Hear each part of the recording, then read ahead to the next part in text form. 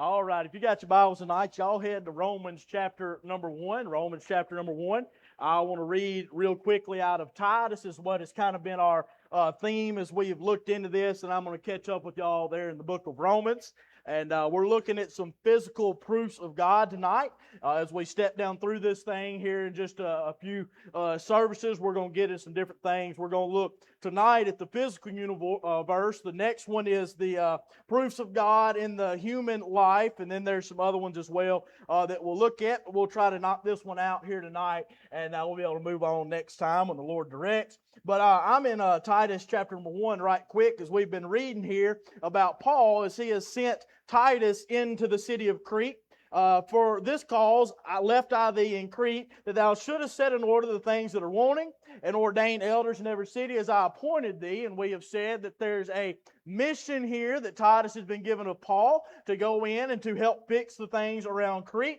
And then we have found in verse number 9 of Titus chapter 1, he says, holding fast the faithful word, as he hath been taught, that he may be able by sound doctrine, both to exhort and to convince the gainsayers. So we've got the mission there in verse 5, and then we have the method in verse 9 of how that we're going to go about this whole thing.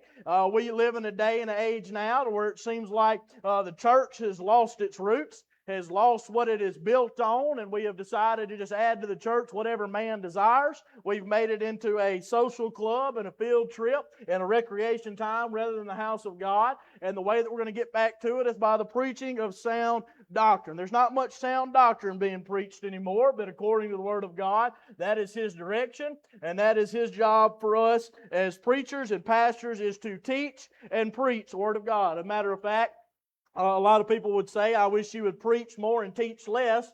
You go back and you look at all the times that Jesus began to preach to people, and the word that is used in your Bible is teach. He began to teach most often. It's often been said that you can teach without preaching, but you cannot preach without teaching.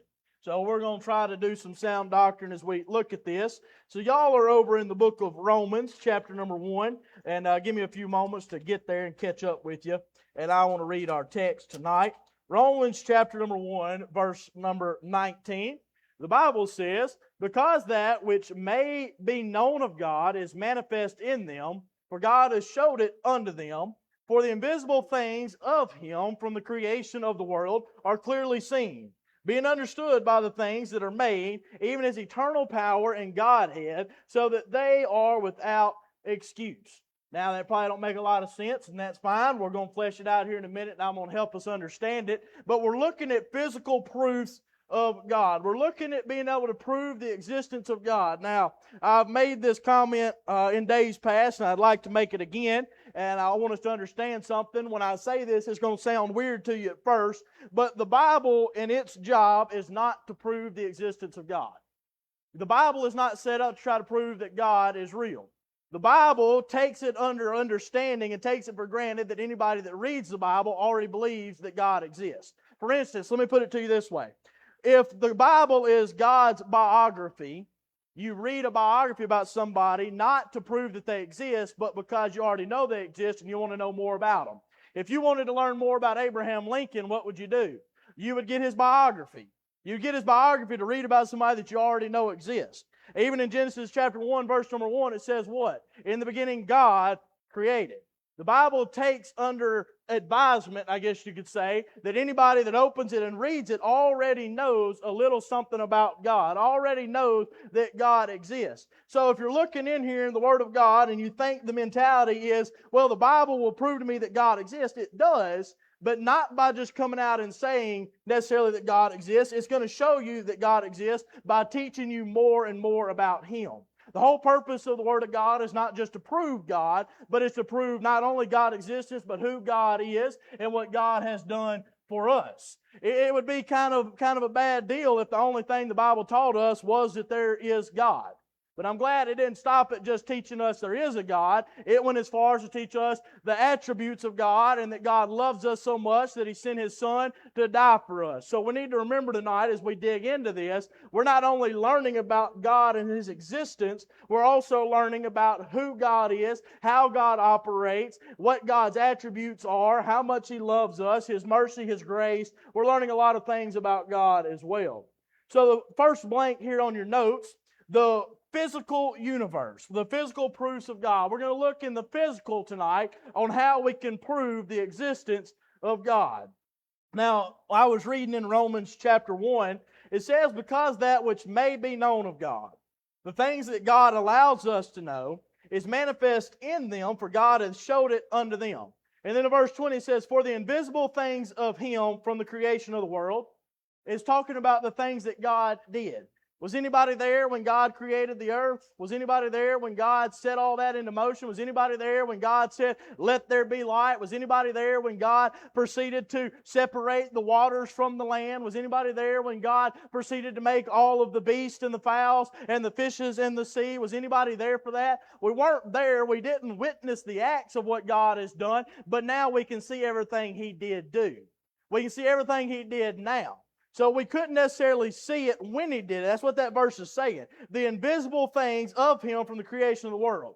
We couldn't physically see His acts. They were invisible to us. We could not see everything that He did. We couldn't see when He created light. We couldn't see when He went and separated the seas from the land. We couldn't see all of that with our eyes. But now all of a sudden, it says the things that were invisible of the world are clearly seen. Does that make any sense to you? Something that is invisible is clearly seen. Seems like an oxymoron, don't it? It's like icy hot or jumbo shrimp. It doesn't go together. It's two things that mean something completely different. How can something be invisible but also clearly seen? That verse is telling us there's things that God has done that were not visible unto us, that we did not see, that we could not perceive, we could not understand what was going on, but we can clearly see the results of that. We can clearly see the product of what He has done there. We can clearly see that. It says, being understood by the things that are made, that's us. We're the things that were made, and we can understand now and clearly see what God has already done. Even His internal power and Godhead, so that they are without excuse. What Paul is simply saying here in the text, and Paul, you got to understand, this man, he is a brilliant, brilliant man, and sometimes his writing, it's above me. A lot of times it's above me, and I've got to go, and I've got to dig, and I've got to look. But what he's saying there in the text is, hey, once it was invisible, but now you can see it because it's done. You can see the final work here. It's almost like God had a curtain over that, and when He got done with it, He pulled the curtain back so we could see what had happened. And that little phrase there at the end where He says, so that they are without excuse, He's saying those that cannot understand and cannot grasp but the existence of God, they're without excuse, because all you have to do is look at what He's already done, what He's already made, what He's already set up, and you'll be able to clearly see the existence of God. He's saying there's no excuse for anybody to look at the world that is made and not be able to believe in God. But you have the physical universe, and right under that, we need to realize tonight, it's an intelligent universe as well. The existence of a natural object proves that it must have a maker. We're going to talk a little about a cause and effect type of thing tonight. There's going to be an effect, but something caused that effect. Something caused that to happen. It's an intelligent universe. The fact that we have a house means that there was at one point in time a house builder. The fact that we have a church building tonight means at one point in time somebody went and bought the wood, somebody went and bought the brick, somebody laid the concrete, somebody did all of the work. There was a builder behind it. Now correlate that back to the world we live in. If we have the world that we have today, somebody had to build it. It didn't just happen on its own. Well, whenever they built this church building, I think this one was 1979, if I got that right. Seems like that's what that sign out there says. Maybe I'm wrong. If so, that'd be all right. I've been wrong before. But whenever it happened, we didn't just go down there to Union Lumber and say we need this much wood and them deliver it and set it out here in the middle of this dirt pad before the church was built, and then us show back up 2 weeks later and boom, there's a church building. It didn't happen that way. Somebody did the building. Somebody did the building. If there is a house, it means that there was a house builder. The universe and all of its wonder must have had someone to create it. When we look at the world we live in, we're able to discover many things, but we always hit a wall in our line of questions. And this is what I mean by that. We can observe everything that's been done, but we fail to answer how it was done. We can see the finished product, but we don't quite understand all the inner workings. I can take this phone tonight, and I've got a cell phone. I know it's here. I know somewhat how to work the thing. It's smarter than I am. I know a little bit about it. I can even get a little bit deeper in that. I know inside of this phone that there's a computer chip in there. I know that there's a battery. I know that there's a lot of other things going on in there. I can grasp some of the hard things that go alongside of this. But at the end of the day, I don't understand the inner workings of this phone because it's above my level of intelligence. It's better and smarter and more beyond my comprehension. We live in an intelligent world that proves to us that since we can't understand everything that's going on in the world, somebody that is more intelligent than us had to make it. If we don't understand the inner workings of the earth, we can't explain everything that's going on. We can't grasp it all. It shows that somebody that was smarter and better than us is the one who built it. Anybody understand how the inside of this piano works? I don't. There's strings in there. I never knew it, but a piano is a string instrument.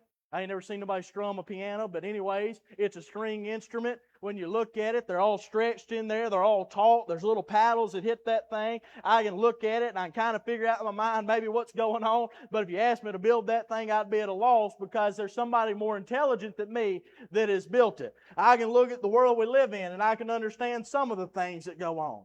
I can understand some of what's going on in the natural processes of the world, but at the end of the day, everything that goes on in this universe is beyond me. Somebody with great intelligence had to create it. We have an intelligent universe.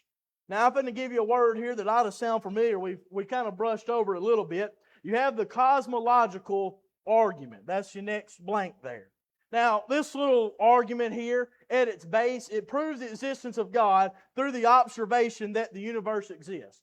This argument that you can use to prove that God exists is simply saying, since there is an earth that somebody made, somebody had to make it, and that maker was God. That's essentially what that means. It means looking at it, we know that somebody built it. Somebody had to come around and somebody had to start the process. Somebody had to finish the process. Somebody had to build the earth, and we know that person was God. It's the observation that God must exist simply because there is a product. We could take a painting tonight, and I could hold a painting up for you. That painting tonight, whatever it is, no matter how good or how bad it is, would prove the existence of a painter. Somebody had to paint it. The universe tonight, the world as we know it, it proved that somebody set it up. Somebody made it. Everything must have a cause, and the great cause of the universe is God. Paul points this out as the first cause in Acts chapter 17. Acts 17:27. That they should seek the Lord, if haply they might feel after Him and find Him, though He be not far from every one of us. In verse 28, for in Him we live and move and have our being, as certain also of your own poets have said, for we are also His offspring. Paul says that as God has become the cause, the orchestrator of the world we live in, it's through God that we have everything. It's through God that we live. It's through God that our bodies are able to move. It's through God that we have our being, that we have our livelihood, that we have our life. He has set everything up because God is the one behind all of this. He is the cause for everything that is going on. He has set it up that way. Nothing happens without a cause. Even Newton's laws of motion teach us that nothing happens without a cause. Let's go back to a physics class. Anybody take physics in school? Oh, come on. Newton's first law of motion states that an object in rest stays at rest until acted upon by an outside force. The law of inertia. That means that chair is going to stay right there until somebody or something acts on it to make it move. It's not moving on its own. It's not going anywhere. I guess I could have brought a gun tonight and we could have had us a gun control debate and put that gun up here and say that gun's not going to shoot anybody without some crazy person behind it. But I'll leave politics out of it for tonight. I'll be done now, okay? That chair's not going anywhere until somebody causes it to do that. If I come in and I push the chair, I'm the cause that made the chair move. Newton's first law of motion teaches us that there is not a motion, there is not an effect without a cause. The world could not have been made without something pressing the start button, something to make it move, somebody to get that thing started. Newton's second law of motion states that force is equal to mass times acceleration. If you're going to put force on something, you got to have something heavy, you got to have something moving quickly. Mass times acceleration. What is that? That's something that is acting on it to create a force. That's a cause and effect. The effect of moving that chair was the cause of the force of my hand. Even Newton's third law of motion tells us that for every action there's an equal and opposite reaction. That means that while right now I'm standing right here on this platform, the wood underneath that platform has got 220 pounds pushing down on it, and it's pushing up at 220 pounds, which means I'm being still. If I was to sit here and try to arm wrestle somebody tonight, and they were very, very strong so they could match me, y'all good? If they were very, very strong, they could match me. I'm going to brag on myself for a minute because I know that I would fail miserably on that. But anyways, if somebody could match me in arm wrestling up here and they put out the same amount of force that I put out, our hands would not move because it's an equal and opposite force there. It's a cause and effect. Even the laws of nature that Newton has set up for us, that everybody loves so much and everybody is taught all the way back to middle school and everything else, even those teach the idea of cause and effect. Even those go to prove the cosmological argument that the earth could not be created without somebody starting that thing. Somebody had to be the cause. Somebody had to make the motion. The house must have a builder. The earth, the universe must have a builder. One way we can look at this argument is like this. There is power somewhere because the effects of it are seen. There's power that are running through the wires in this building tonight. How do I know that there's electricity and there's power running behind that? Because I can see the light. I can see what that electricity is starting tonight. I can see what it's working. There's wisdom somewhere because some people do wise deeds. There is intelligence somewhere because there is order and arrangement everywhere. God is a God of order. He's not a God of confusion. He's not a God of chaos. He's got this thing lined out. The reason we don't have anarchy is because God has set bounds on that thing, and God has come in, and through His intelligence and His motions and His actions, He has created order. There's goodness somewhere because we have a good God that has taught us how to be good. We can see the cause and the effect all the way around us. I'd like to use this saying tonight. Where there is smoke, there is fire. Where there is smoke, there is fire.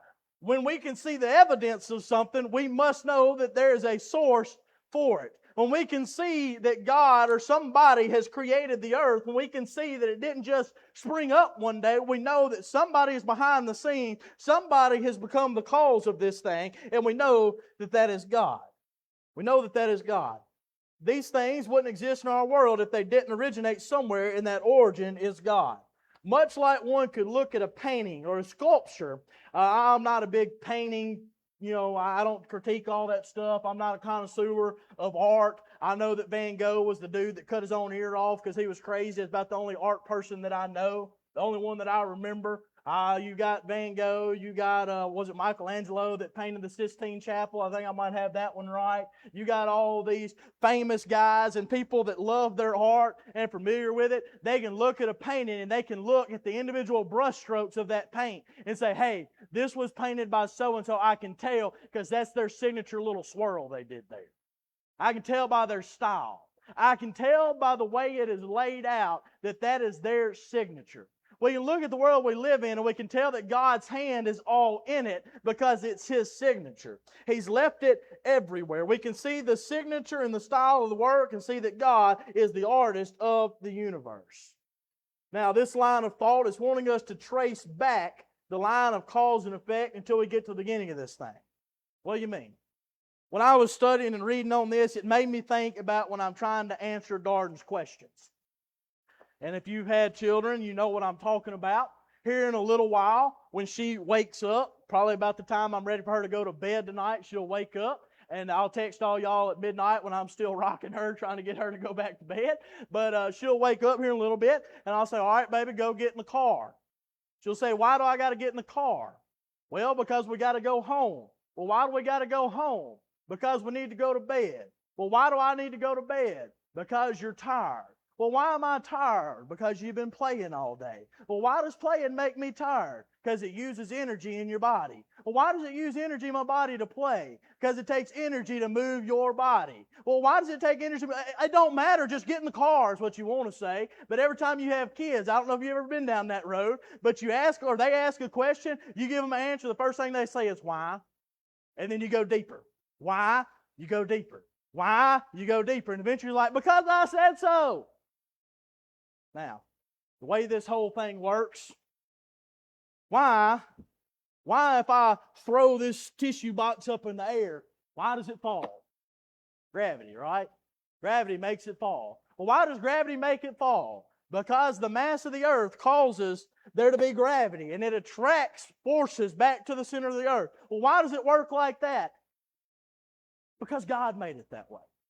Because God made it that way. I can't go any deeper into that. Now, that's the whole idea behind this cosmological argument here, is that we can see the cause and the effect, and we can explain everything that is happening. We can step it back, going back and back and back and back, until eventually we get to the very beginning of this thing. Why did something happen like this? Because God made it that way. Because God set it up.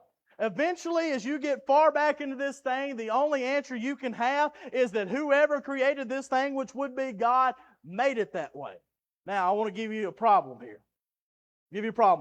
There's one hiccup you're going to face when you begin to go back and prove this way.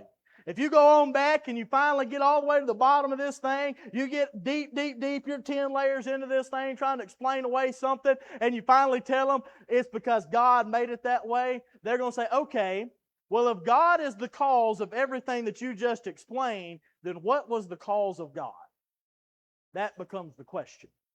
If God created the earth, if God created the animals, if God created people, if people then begin to be wicked and He caused the flood, if God did all of these things, if God went all the way up into the New Testament and sent down His Son to die on the cross for us, if God did all this and He was the cause of all of that, and we walk back through history and see God causing things to happen, you get all the way to the very beginning of that thing, and they're going to say, now what caused God?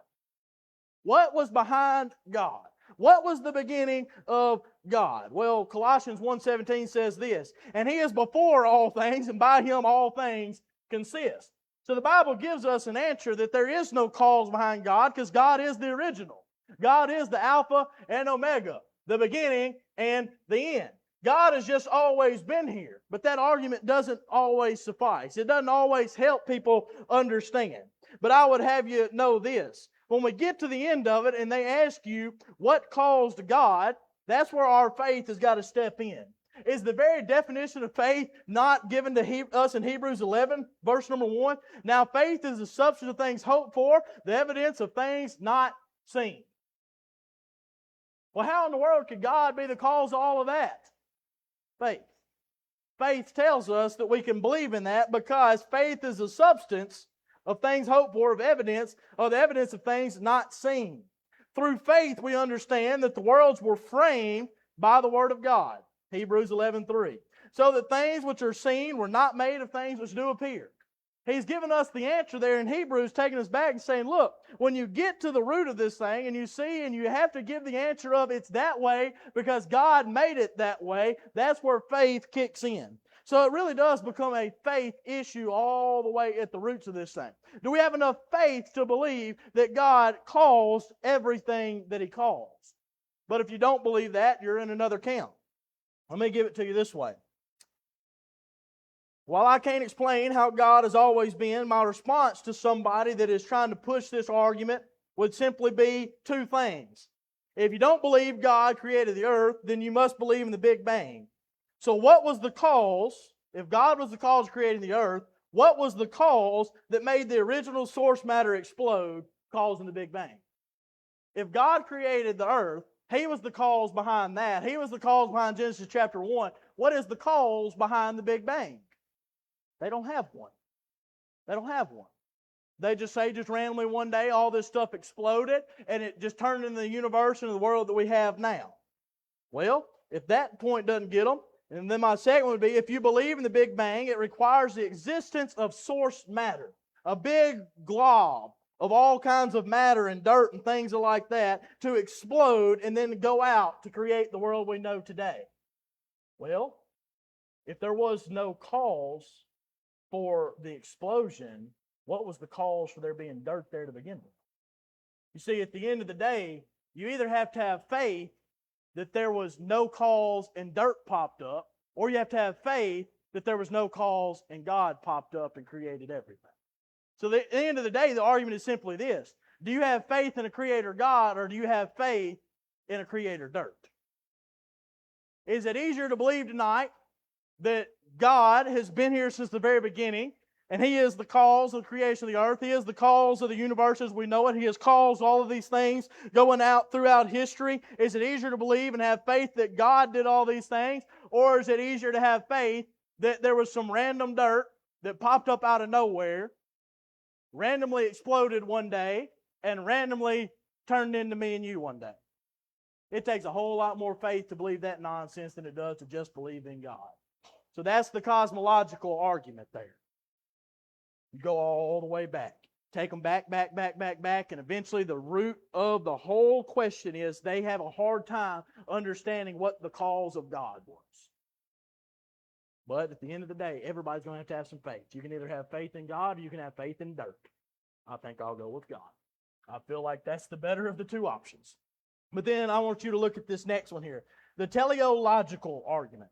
It's like telephone, but put o-logical after the tele part. Teleological. Now, you ain't never going to probably see that word again, but I'm going to give it to you so that we can all write it down and feel smart for just a little while. Teleological argument. Essentially, this argument, it's along the same lines of this cosmological argument, but it tells us to break this word down, and you'll notice the teleos comes from a Greek word, teleos, which means issue, pointing to the goal, purpose, or end. It's defined as the science of ends or final causes. We can think of why did things turn out like they did. If the cosmological argument was us just looking at the fact that there is the universe we have and saying somebody must have made it, God must have made it, then this argument is us looking at the earth and the processes in the earth and saying there's no way that any of this stuff happened by chance. Somebody must have designed it this way. So the teleological argument looks at things in the earth that cannot be explained as random chance and gives us proofs of God through that. Proofs of somebody designing that. How it was designed was in Psalms 19:1. It says this: to the chief musician, a psalm of David, the heavens declare the glory of God, and the firmament showeth His handiwork. They're telling us there, the psalmist is saying, all you have to do is just look at what God made, and you'll have no doubt that there is God. All you got to do is just look at everything that He did. It shows us His handiwork. You can see the sunrise in the morning, the sunset at the evening. You can see the beautiful mountains and the great vast oceans that He has made. You can see the things that God has made, and that is declaring His handiwork. The universe has order because God is a God of order. It says in 1 Corinthians 14:33, for God is not the author of confusion, but of peace, as in all churches of the saints. He's not causing chaos. He's not causing anarchy. He has set things in order. Everything that we have in the world today is in a perfect balance, and it's that way for a reason, and that reason is God. Let me give you some examples. We can see how the universe works, and somebody could claim it as a happy circumstance if they wanted to, but there's no chance whatsoever that everything we enjoy today could have just happened one day. There's got to be proof that somebody has their hand on it, and somebody is designing it, and somebody is making it work just right. Let me give you this example, and I'm not going to do it because I'll get voted out. But if I took all of these flowers out of this vase, and I just went and threw them up in the air, what are the chances that it falls back in this pot like that? None. What are the chances that Miss Judy whips my butt before I get out of the church tonight for messing up her flowers? Very good. Very good. Between her and my wife, they could probably take me. But there's no chance that I can just throw all the components up in the air and it just go and fall back in there just perfect. Somebody's hands have got to be on it for it to turn into this beautiful masterpiece that it is. Somebody has got to work on that. What are the chances that all the components of the earth were just tossed up in the air one day and then it just so happened to fall into what it is today? There's not any chance. There's no chance whatsoever that it happened that way. This teleological argument literally points to everything that is happening in the world and how that it could not have happened by chance. Let me give you a few examples here. It's not by chance that the earth is in the exact perfect position to sustain life. If we were just a little bit closer to the sun, we'd all burn up. If we're a little bit farther away, we'd all freeze to death.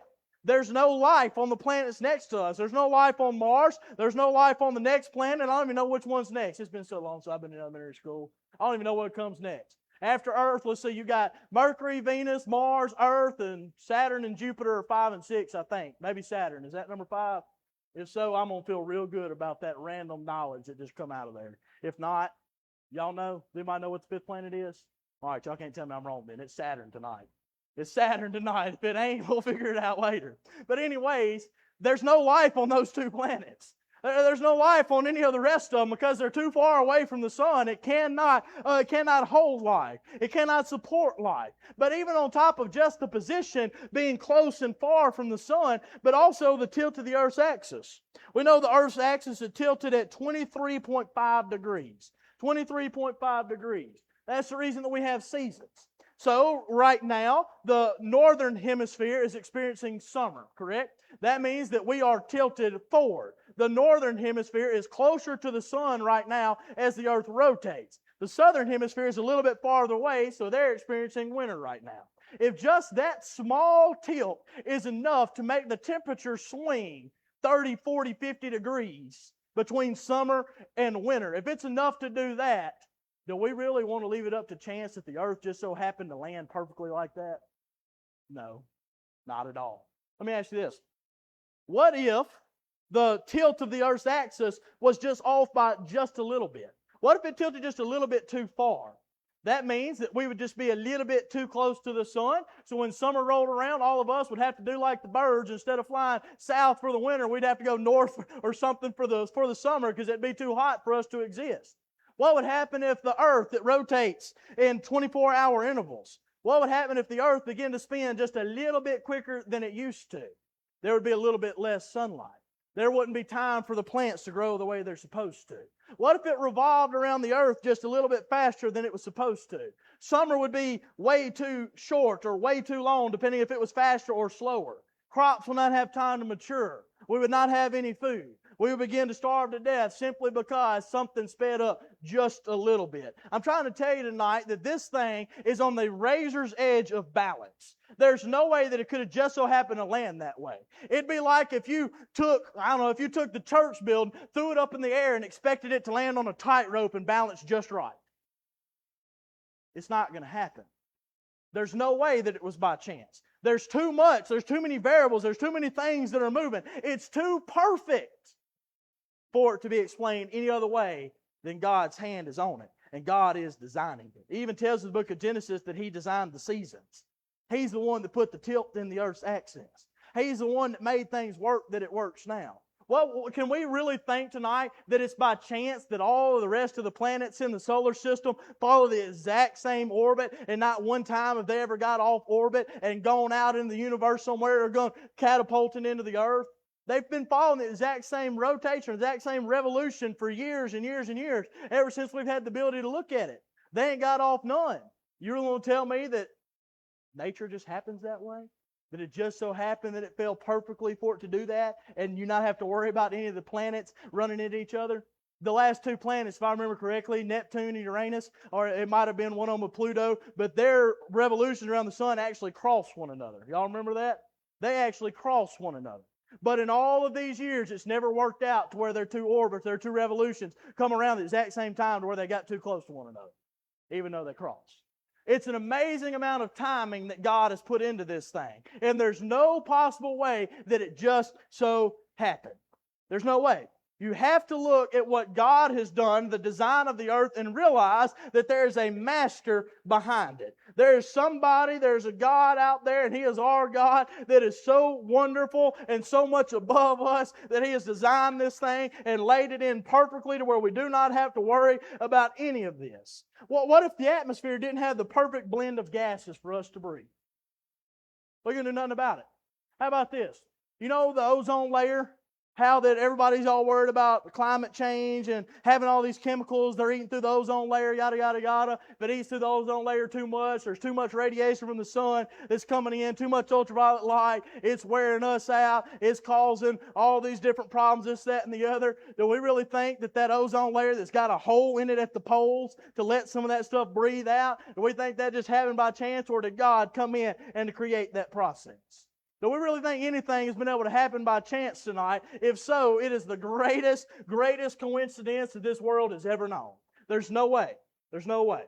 Then people would say, well, what about the Big Bang and evolution playing a role? Surely that had something to do with this. Surely it just balanced out. Or surely through evolution we grew into what we are now, and we've just made the world how it is now because we've changed alongside of it.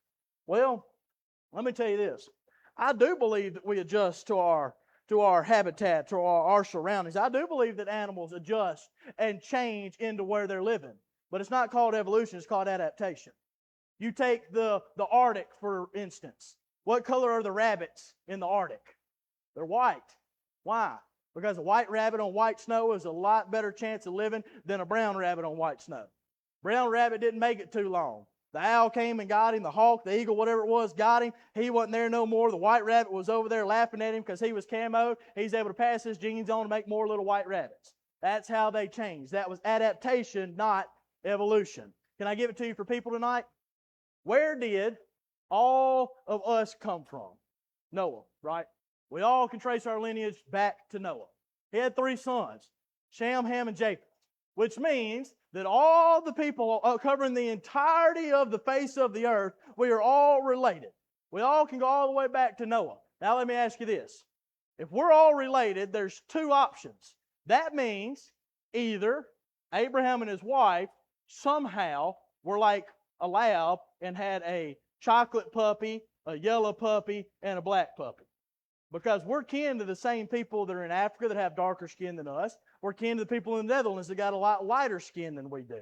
We're kin to the people over in China that have darker skin than us. We're kin to the people down in South America that have darker skin to us. So do we think Noah and his wife had 3 children all of different colors, or do we think they had 3 children of the same colors, but when they split off, they went to different places on the earth, and over time, their bodies changed to where they're at? Well, let me ask you, why, I don't know if we've ever talked about this, why are people that are native to Africa, why do they have much darker skin? That much darker skin contains a pigment in it that blocks the harmful rays of the sun to protect their health. If you put somebody that was from the Netherlands or something like that, is very light skinned, and you put them in Africa, guess what? They would no longer be white, they would be red. They'd be burnt to a crisp. They would not make it very long because over time in God's design and the way God has worked this thing out, those people have adjusted to where they live because they're closer to the equator. They have more heat. They have more sun there. Their bodies have changed over time. The same thing with those that have gone up north.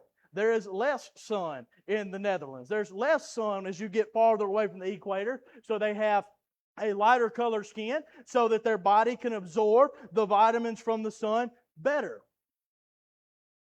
There's a way that God has designed these things, and you can't look at it tonight and say, oh, it was all chance.